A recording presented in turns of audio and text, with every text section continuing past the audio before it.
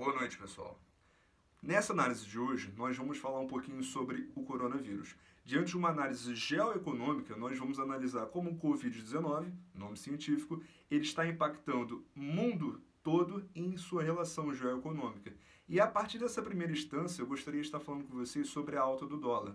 Nessas últimas semanas, podemos ver que houve um recorde histórico. O dólar atingiu pela primeira vez na história o valor de R$ 5,00 na sua taxa de câmbio. E quando nós estamos falando sobre isso, nós estamos falando sobre a valorização da principal moeda do mundo e principalmente sobre a desvalorização do real contra a mesma. Isso pode ser sentido no bolso de nós, brasileiros, a partir de quando os produtos importados, ou seja, os produtos que vêm de fora para dentro, eles têm um acréscimo do seu valor econômico. E isso pode ser sentido muito no nosso dia a dia. Além disso, podemos ver também que nesses últimos dias analisamos um termo que até pouco tempo era pouco conhecido entre nós, que foi o Circuit Breaker, que a partir daí nós podemos falar que a Ibovespa, o principal índice econômico da Bolsa de Valores do Brasil, ela caiu 10%, isso mais de 4 vezes. E a partir daí, o que nós podemos ter visto com isso? Houve uma pausa, houve uma paralisação dessa bolsa, porque a partir daí, para que tenha uma menor oscilação desse valor de mercado. Então, os acionistas que investem em bolsa de valores podem estar por dentro que isso tem sido recentemente cobrado, tanto nos assuntos dos jornais e também sobre o nosso dia a dia. Temos visto todo esse termo. A partir daí, nossa última análise geoeconômica nessa primeira parte, vamos falar sobre o capital e todo o seu rearranjo. A partir de quando nós temos produtos que até pouco tempo atrás não eram tão valorizados em termos econômicos dentro de alguns principais comércios. Até porque nós podemos ver que a partir dessa crise instaurada, nós vemos que produtos como o álcool gel tiveram o seu produto e, além disso, tiveram o seu valor econômico disparado. Mas como nós podemos analisar isso, professor? Quando nós falamos sobre o capital e todo o seu rearranjo, nós podemos ver que dentro da geografia, ele se rearranja de acordo com as suas localidades e todas as suas crises instauradas. E a partir de quando nós temos uma crise que afeta todo mundo, nós podemos ver que o capital ele se arranja de uma maneira que se torna totalmente necessário a partir de uma defasagem, a partir do momento em qual todos precisam de um produto que será vendido a um preço muito maior do que ele já era tempo atrás. Então, quando nós analisamos isso, nós podemos ver que há uma jogada de uma certa classe social, há uma jogada do empresariado para obter lucro a partir do desespero de muitos, para obter lucro a partir de um produto ao qual pode estar ajudando muitas pessoas. Então, a partir daí, nós podemos fazer uma reflexão sobre os principais aspectos geoeconômicos do que tem acontecido por conta do coronavírus no Brasil e no mundo. Beleza? Nessa segunda parte, eu queria falar um pouquinho sobre algo que tem sido recorrido nesses últimos dias.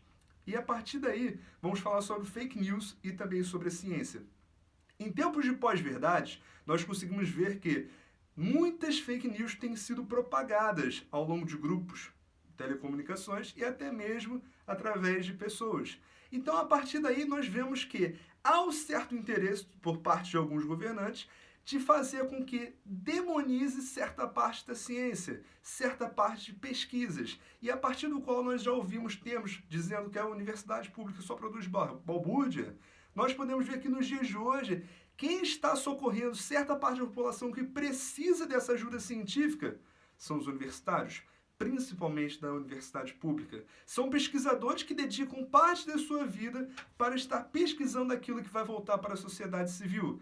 Então, quando nós temos uma sociedade ao qual uma parte dela demoniza a pesquisa, demoniza a ciência, nesses tempos de crise, infelizmente, nós conseguimos ver o quão importante ela é. Infelizmente, o que eu digo é porque só agora boa parte está percebendo o quão importante ela é. Nós podemos ver que grandes autoridades têm falado ao longo do mundo que querem o desenvolvimento da vacina, como se ela fosse feita de uma hora para outra. A partir de quando nós temos um investimento a longo prazo na pesquisa, isso se tornaria recorrente. Infelizmente, não está sendo da maneira que as pessoas têm esperado, porque agora elas estão vendo que não é tão investido como deveria ser. E a partir disso, nós podemos gerar uma reflexão de como a ciência é importante e como é necessário investir nesse tipo de pesquisa. Beleza? E a partir daí, eu queria falar também sobre um aspecto muito importante. Nesses tempos de crise, nós podemos ver que muitos cursos online têm crescido. a partir do qual o capital ele se rearranja de acordo com as suas localidades e todas as suas crises instauradas, e ele oferece muitos cursos gratuitos para sociedades que, em sua grande parte, está em quarentena em casa. Perfeito. Mas qual seria o interesse por trás disso? Nós podemos ver que há uma tendência do crescimento, mais do que já está acontecendo, do curso EAD no Brasil. E pode ser, essa é uma aposta minha, que realmente essa tendência só tenha a crescer, a partir do momento em que nós temos uma população que está em casa e precisa se informar. E a partir do momento no qual nós não podemos ficar em locais com muitas pessoas, a questão dos cursos à distância pode realmente estar subindo. Isso é uma projeção daqui a pouco tempo. Perfeito? Para a terceira parte, eu gostaria de falar com vocês sobre uma parte muito interessante, que são projeções para o futuro.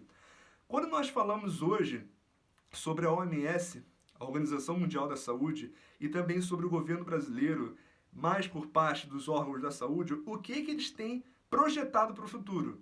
Hoje são uma reportagem muito interessante que está falando que, infelizmente, a tendência é que os números no Brasil de coronavírus, de pessoas infectadas por conta desse vírus, cresçam de maneira exponencial. Ou seja, em abril, mês que vem, infelizmente, se as pessoas não tomarem as medidas cabíveis, esse número pode ultrapassar 4.000 infectados ao longo de todo o Brasil. Então, gente, é uma época que nós podemos pensar que pode existir demissões em massa. Nós temos visto empresas fecharem nesse meio tempo. Então, é uma oportunidade de nós pudermos estar ali sempre ajudando o microempreendedor, que ele vai ter menos condições de sobreviver ao longo dessa crise do que o grande empresário. Nós vemos, além disso, a possibilidade de férias coletivas, possibilidade de demissões em massas e também nós vemos muitos comerciantes informais sofrendo com essa crise. Quando nós falamos de informalidade, nós falamos de um trabalhador que não possui carteira de trabalho e não possui seus principais direitos já constituídos pela Constituição. E é a partir daí que nós podemos ver. O informal nessa crise é o que mais sofre. Ele não tem uma carteira de trabalho, ele não tem FGTS, ele não tem o INSS, ele não tem aquilo que assegura a ele a sua condição mínima de saúde de trabalho. Então, quando as pessoas romantizam a informalidade no Brasil, esse empreendedorismo, entre aspas, que muitos falam, principalmente sobre esses aplicativos, essa uberização da sociedade que nós vemos nos dias de hoje, eles são os que mais sofrem com essa crise. E nós podemos ver que é necessário uma medida do Estado para que dê um apoio, principalmente a essas pessoas que estão localizadas nos circuitos internos da economia, os circuitos inferiores da economia, perfeito? Então, além da informalidade, o que nós podemos ver que daqui para o futuro temos como projeção? Um país que, se não tomar medidas severas, econômicas e também de censo da população, a tendência é crescer. A tendência dessa infecção por conta desse vírus é crescer. Então, galera, eu estou fazendo esse vídeo hoje muito mais do que uma videoaula, mas um vídeo de conscientização. Fiquem em casa, estudem mais, verifiquem fontes. Antes de passar uma informação que você não sabe o precedente, verifique, vê se realmente ela vem de um local seguro. Porque a partir daí você vai estar podendo ajudar uma pessoa. A partir daí você vai estar podendo fazer o bem, mesmo da sua própria residência. Beleza, galera? Esses foram alguns temas que eu queria falar nesse bate-papo de hoje, muito mais que uma aula, mas um desabafo do que tudo que está acontecendo no país e a projeção daqui para frente através de uma análise geográfica e também econômica. Perfeito, galera? Um forte abraço, segue o nosso canal, dá um joinha e qualquer dúvida, manda aí abaixo que nós vamos discutir e falar com vocês. Beleza? Forte abraço!